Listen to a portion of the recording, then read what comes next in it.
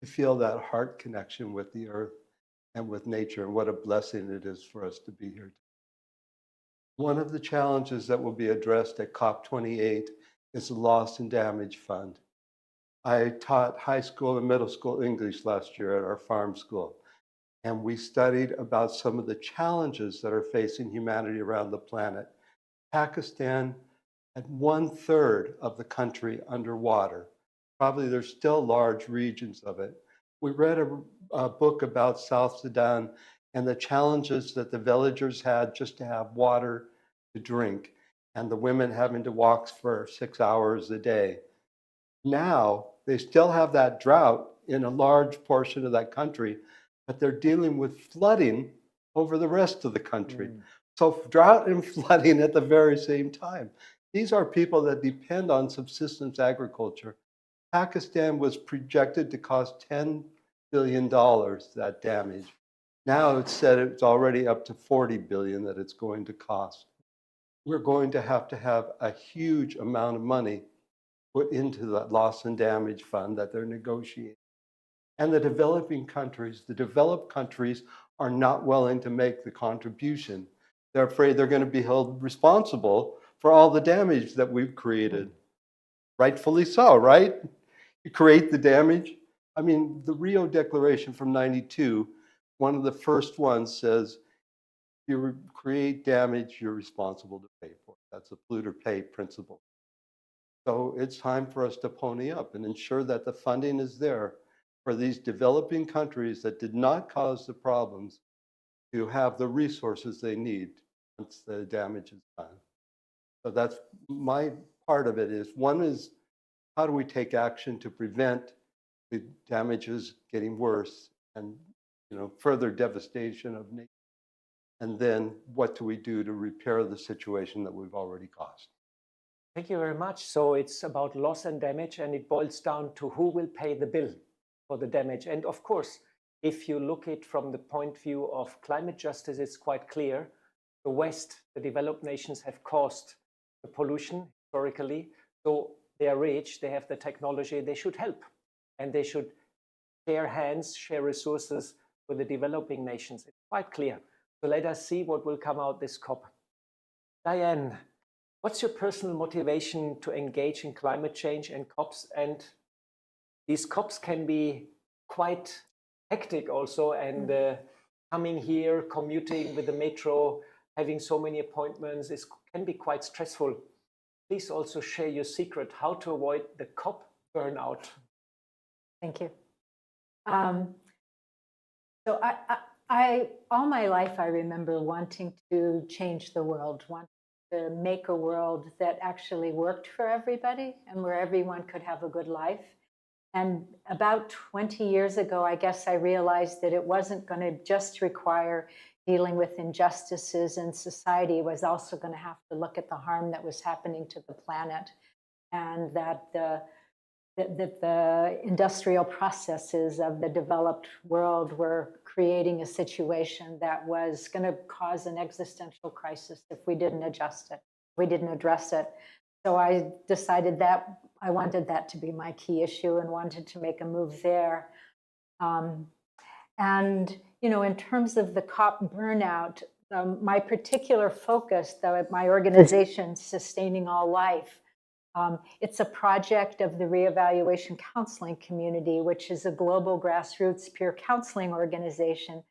So what we bring to the crisis is, how do we deal with the emotional trauma from the climate crisis? People, many parts of the world are suffering deep trauma from what's already happened to them, not to mention the anxiety about what's to come. So that's one of our big focuses. And the other focus is that we believe our same tools of listening can be really helpful for people in dealing with the oppression that they've experienced: racism, classism, sexism, other oppressions, and the way those oppressions hold people back from being able to play the role they want to play in society, have the lives they want. So those are the two big areas that my organization works on, and I use those tools personally. So this helps you avoiding the COP burnout. Definitely, yes. And wonderful, wonderful. That's great. Sister Genti, here at the climate conference, it's all about reducing the carbon footprint. And in a spiritual organization, I assume we say it always starts with us, with the self. At the Brahma Kumaris, you propagate a vegetarian or even better, a plant-based diet and also a simple lifestyle, or let's say an adapted lifestyle.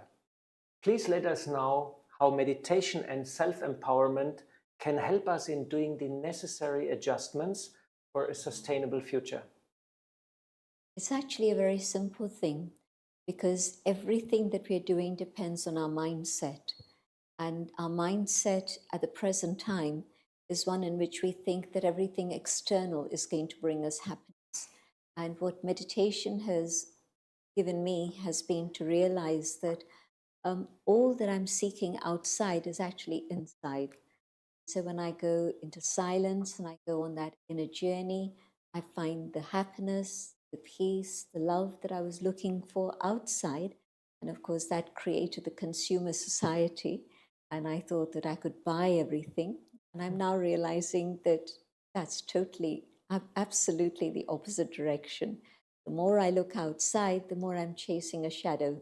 But when I go inside, I'm able to discover those treasures within. And then when I feel that contentment and fulfillment, then I don't want another pair of shoes. I don't want to buy another handbag. I'm really totally content and satisfied. And so the consumerism finishes very quickly, and you come back to a sustainable lifestyle, and one in which you're concerned not just for yourself. You know, Mahatma Gandhi had said a long time ago, there's enough for everyone's need, but there isn't enough for anyone's greed. So in a world, there's huge injustice, and that's because of greed. You hold everything, maximum majority of the world, they have to manage. So that's very sad. So I think that meditation and spirituality is very good for us. Also, it's very good for the planet, because then when we simplify our lifestyle, we stop cutting down trees, we stop looting the rivers, everything changes. So I hope that COP is able to give space to this message. A very wonderful answer and very interesting. And interestingly, the COP is happening here in Dubai, which is one of the global shopping paradises. Yesterday, I needed a small thing, and we went into one of these mega stores, and it was just overwhelming. I've never seen something like that, and I had to muster myself and say, I don't need this, I don't need this, I don't need that. So this brings me to the second question. Rob, I understand that storytelling and education, especially for children, is at your heart. And my question is how to reach out to the public and educate them about the needed lifestyle change for a sustainable future. There is so much information now which is available around us, and I think I read that you also set up a web page with a lot of information. So there's so much information around us. And what's the trick you're using to be heard and to have an impact? First, I think, is for the message to be clearly communicated that we're in a crisis situation. We have like 10 years if we don't make substantial reductions in the amount of emissions that are emitted, that there's tipping points that are coming, there's planetary boundaries we're crossing. Today, we learned that the permafrost region of the Northern Hemisphere, an area that's warming much faster than the lower latitudes. 30 feet below the surface of the Earth, the permafrost is melting. The Earth is a great insulator.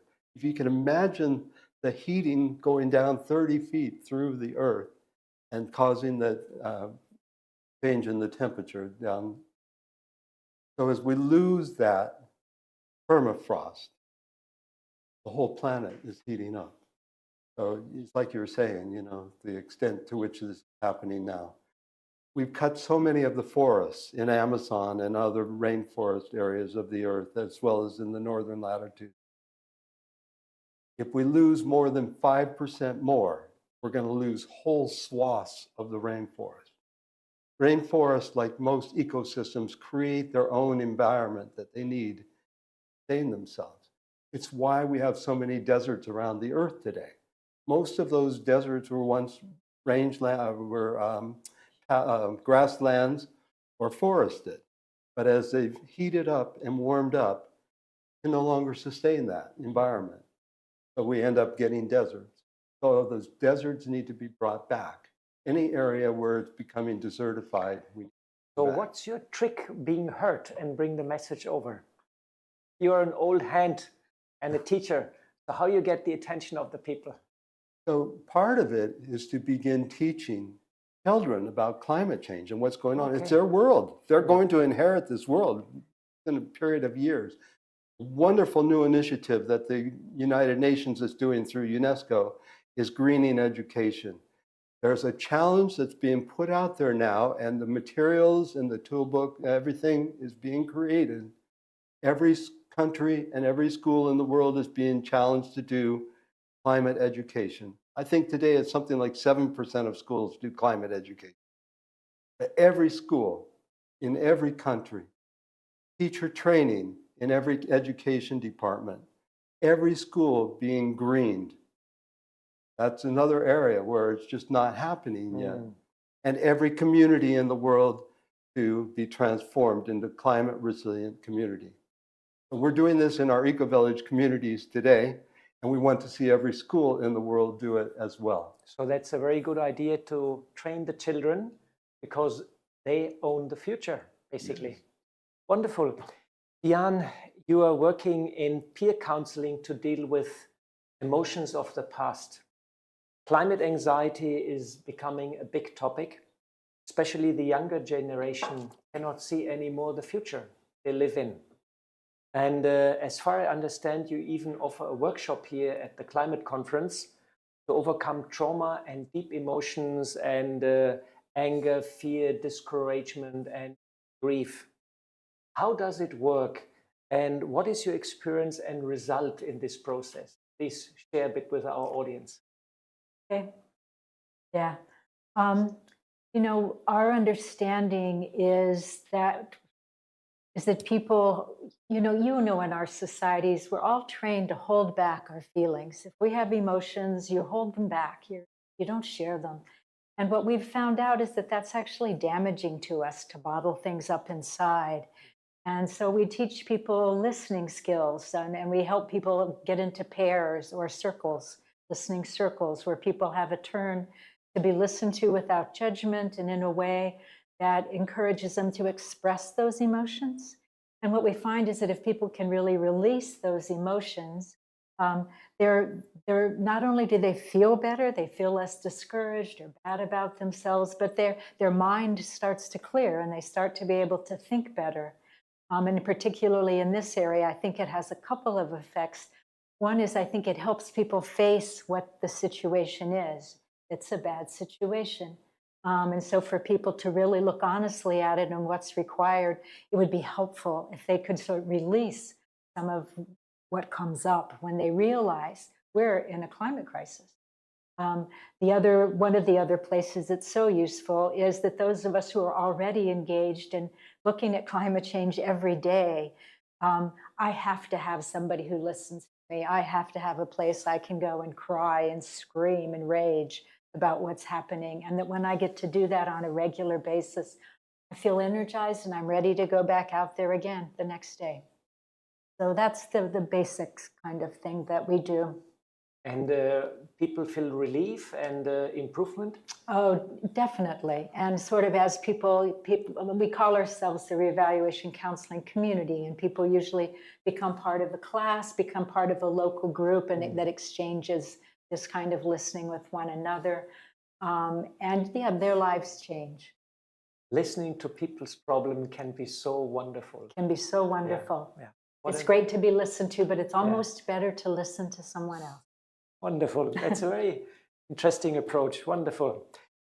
Mr. Genti, in your regular teachings, you promote a positive mindset. I'm a bit building on the question I had for Diane. What is your advice from a spiritual perspective for people having anxiety or fear because of climate change? And how do you project hope? And what can help those people from a spiritual viewpoint? It's not a perspective that everybody can immediately understand, but certainly the perspective that I come from is the understanding that there's never something that lasts forever. There's always change, there's always movement. So when it's a dark night, it's not going to last for days and days. The night is going to end, the light is going to come. And so I try and make people aware that this period that we are passing through is a very dark period, but there's another era that's to come after that. And it's like, if there's a forest fire in a natural way, not the sort of wildfires that we are seeing today, but if there's, in a natural cycle, there's a fire in the forest, then the seeds that have been there already, the heat releases the energy for the new saplings to come. And so something may be very bad on one level, but it's actually giving substance, it's giving way to something that is new. And so the period in the world that we're going through, it's not just climate change, but because of the erosion of values, we look at the situation with the economy, we look at the situation of politics, we look at the wars that are going on in the world at the present time. Two big wars dominate the headlines, but there's also many others going on that are being ignored. All of this is part of a process of transition to wake up humanity and to bring us to that understanding that we're trying to look outside for everything, but the answers are actually within. And so when I go on that inner journey, then I find hope for the future, but also I realize that this is simply a transition from one period to another one. And so with that deep faith and conviction, and this is something that's totally natural. There are seasons, there are changes, everything changes. And so the night has to give way to the day. And I believe that we can see signs of this. A few days ago, I was with a group of business leaders, and the topic they gave me was very surprising. But they gave me the topic of compassion and connection in business in a chaotic world. 5 years ago, it would just never have happened. Climate change, there was a pre-conference event that I was part of, arranged by the UN, and that had people like Professor who was dealing with inner development goal, Peter Senge, he was on that panel. And the topic again was compassion and interconnectedness in terms of climate change. So you spoke about nature and love for nature and so on. So allowing compassion to come, allowing that change of heart to happen in which we see nature truly as the mother who has given us everything that we have today. If we can change our mindset and change our awareness, that's it. I think the world can change very quickly. So the crisis is a chance for humanity to transform and to wake up. And this is also giving hope, can give hope to people that it is part of a cycle. Wonderful. Rob, you live at the Eco Village Training Center, the farm in Tennessee. And probably you do a bit gardening there also, I assume, and pretty hands-on. And how important it is to walk the talk, or let's say, to live according to what you teach, to become a personal example, let me say. Does an authentic lifestyle, to be this example, help you in having a greater impact, what you teach? Please share a bit from your personal life. Thank you. Well, I'll share two things with you. One is my whole life, I've ridden the bicycle, school, work, around the community, whatever. It turns out that's one of the most beneficial things you could possibly do for the planet. We have a situation today where 80% or more of the emissions are coming from our burning of fossil fuels. We have to get off of fossil fuels. We've known for 50 years we had to get off of fossil fuels. Now the prices dropped so substantially for renewables. And we said 50 years ago this would happen. When enough investments were made, the price would drop, so it's cheaper than anything else. Never again should a power plant be powered by fossil fuels or nuclear. There's no point in building another one like that. They should all be renewable. The same thing, if you're going to buy a new car, for God's sake, buy an electric vehicle. I mean, we can't just keep doing this. The oil companies in 2022 made $200 billion in profits, just profits. We have to get the oil that we've already discovered, 40% of it can never be used. It just has to be stopped. And still, they're researching and drilling for more because they make such profits. But you know, if you care, if you have that compassion, you understand we can't keep doing that. We have to give up those profits. If you want to make profit, invest in renewables and make the change. But personally, so I ride a bike.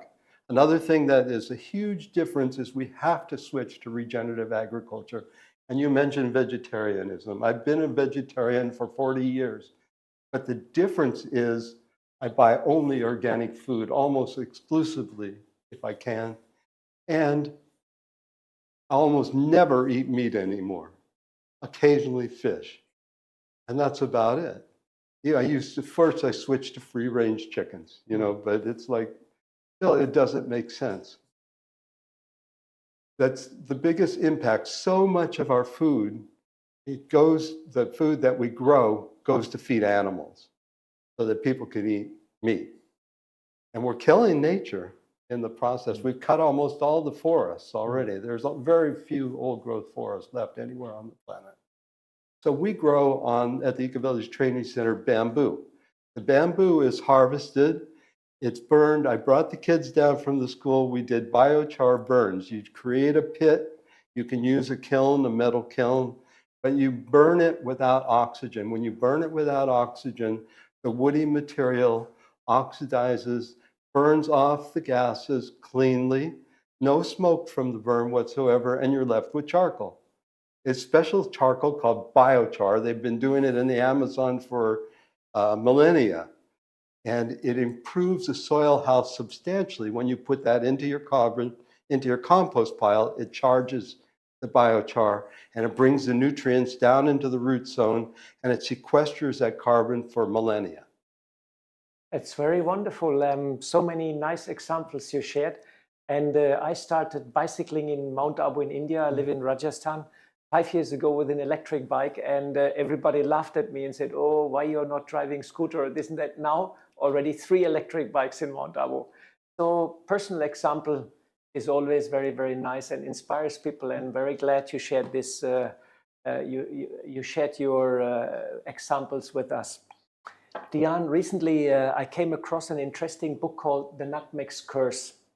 And the author argues actually that climate change started actually already long time ago, about 500 years ago, with the colonialism, and is closely related to colonizing countries, installing monocultures there and disrupting the natural cycles. And this is also closely related to racism and has deeply damaged our relation, everybody's with everybody, and separated us from each other.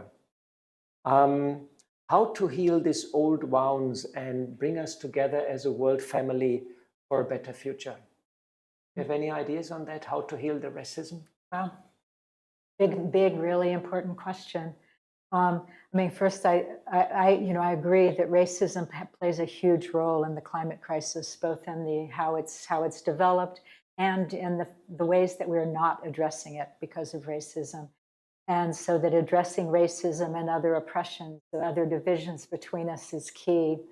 The way that we take on racism in reevaluation counseling and sustaining all life is by bringing people together, first of all, within their group, So bringing white people together to work on how we've been damaged as white people, to think that we're superior, to think that we're better, to think that our ways are the best ways, and to use the same process of getting to cry, getting to express our emotions about the history of racism and its impact on us, and clear out those habits, those patterns of superiority out of our actions. And then we have groups for Africans, for African heritage people, Latinos, Arabs, different, where people get to come together and talk about and express the emotions about how that racism impacted them and how they feel limited by it and how they've been limited by it, and get to emotionally recover. And then as you begin to be able to think more clearly, and that you can rise up. You can rise up more effectively, and you can reach across barriers more effectively. Part of, you said it, one of the big damages from racism is the division between people, and we cannot solve this crisis if we can't all come together. But we can't do it just pretending that there isn't this huge hurt, that there isn't this huge damage, this huge injustice there. So we think we have to do some real hard personal work to purge ourselves of racist patterns and beliefs so that we can effectively come together. And I think one of the big ways that racism impacts the climate crisis now, besides the colonization and the history and all the stolen resources from the global South that are one of the reasons we have to, that loss and damage is such a big issue, that, let's be honest, we stole the resources. That's why the global South can't address what's happening in their countries. But white people, we can't listen to Indigenous voices. We know that Indigenous people have done a beautiful job of caring for our planet, but we can't listen to them. We can't follow their leadership because of our racism. We can't ask the people of the global South, what's the right solution for you in your situation? Because our racism makes us think we know best. And so bringing those understandings, and I think there's a real effort at the COP to elevate the voices of Indigenous people and of the global South, but without doing some kind of deep internal work, it can just become kind of mouth, just something we say, but we actually can't actualize. So we do a lot of our work here this week will be about racism. Wonderful, wonderful. So listening to the Indigenous people and their wisdom might help us to solve many of the problems we are right now in. Isn't it wonderful? So let us hope that you have some impact, and your ideas and your concept ripples out into the COP, and people will listen and change. Sister Jayanti, spiritual practice helps us to experience the self as a being of light, or let's say as an observer, as a being detached also a little bit. And this also strengthens the concept of universal brotherhood, and lets us experience all of us as one world and one family. Something very important also Diane mentioned. And how important is such an awareness for overcoming the climate crisis? Build strength and resilience, and develop our full creative potential for transformation. Can you enlighten us a bit on that point? In fact, in a way, you've summarized everything already, Golan, because it is this inner awareness that I'm not this physical body. This body is extremely precious, and it's my real connection with the earth, because all the earth, the air, the water, the fire is what my body is made up of. So this is very important. But something that's more important than this body, it came from dust and will return to dust. That I am that inner being, the soul. And when I connect with myself, I begin to realize the qualities that I carry within myself. I'm able to have that inner dignity that no one, nothing can take away from me. And this is why you see people in India sometimes very poor, but they carry themselves with a dignity, and they're not interested so much in the external, but they have this awareness in a very natural way of the inner being. But today, if I cultivate that understanding and awareness, I begin to see each one as that inner being, the light that's shining, and I'm able to connect without the barriers that normally come in, whether it's age or gender or color. All of these things create so many barriers. But this vision of brotherhood then truly can become a reality, and the care and compassion for all and treating others with that dignity also happens in a very natural way then. And so I believe that this really is the answer to all our problems, all, not just climate change, but all the other problems also. And yes, it helps me look at things in a very neutral way.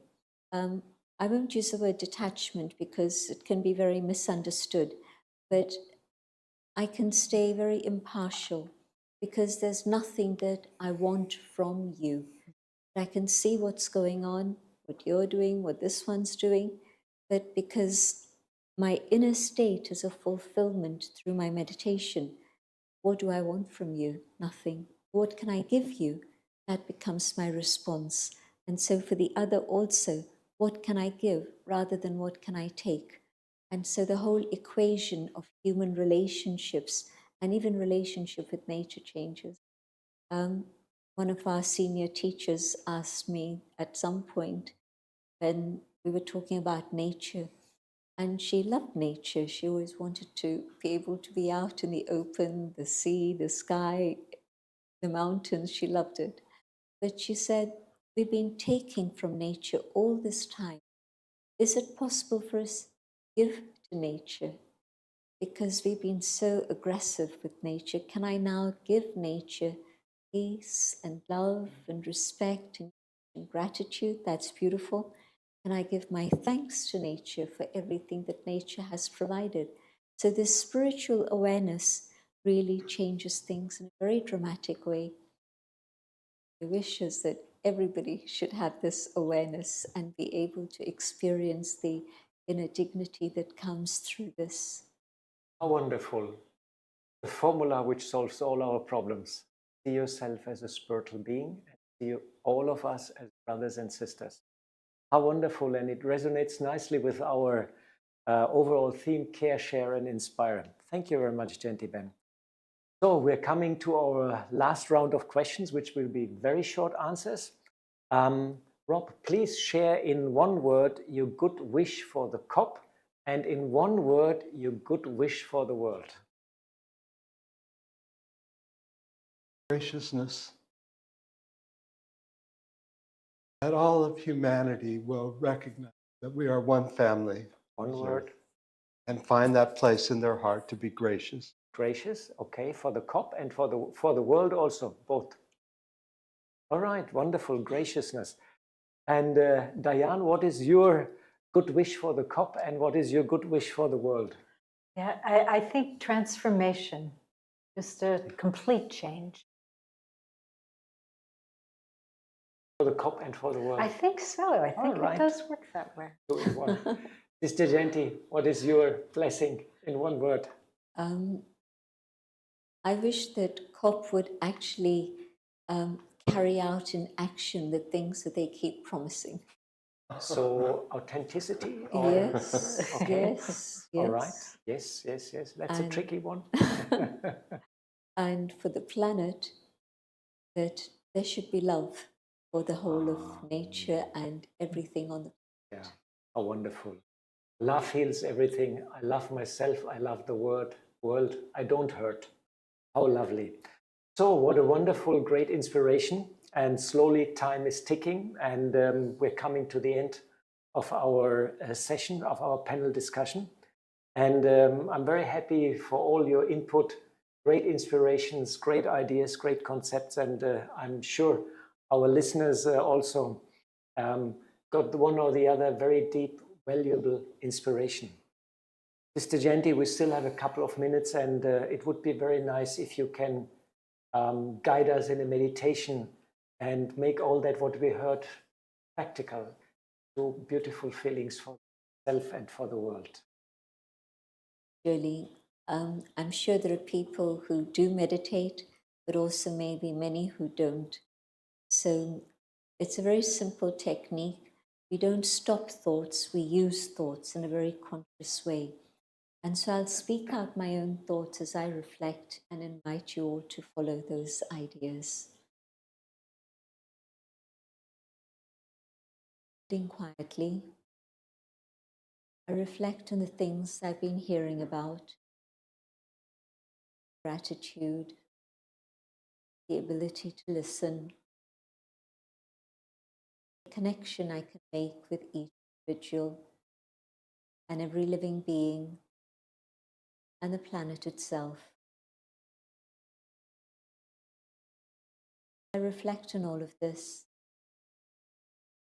My attention goes to thoughts.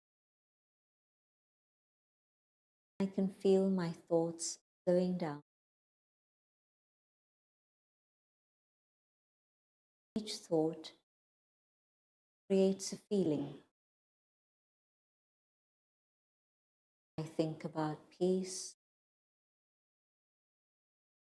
I let myself feel peace.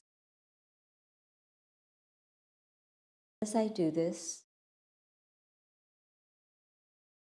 I realize that peace is deep within myself. It's not outside, it's within. Awareness, I can feel the presence of the divine.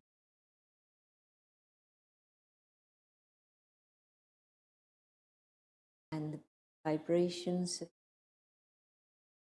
from the Supreme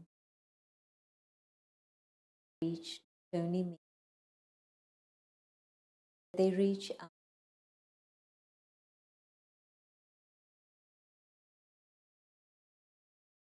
All human souls can experience vibration peace that comes from source.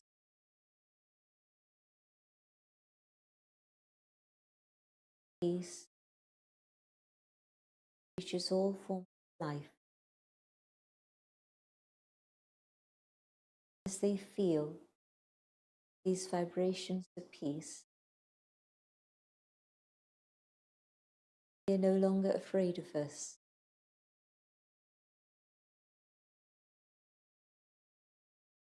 They walk with us.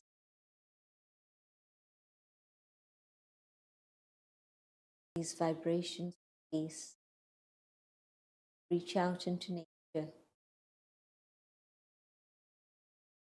The aggression of nature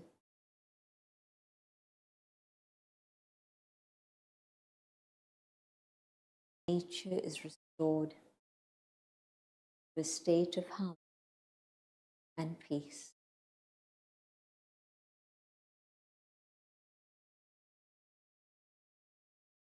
In this awareness, peace,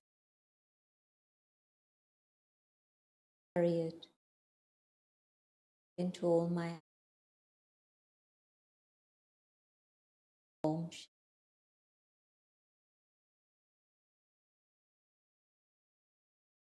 Wonderful.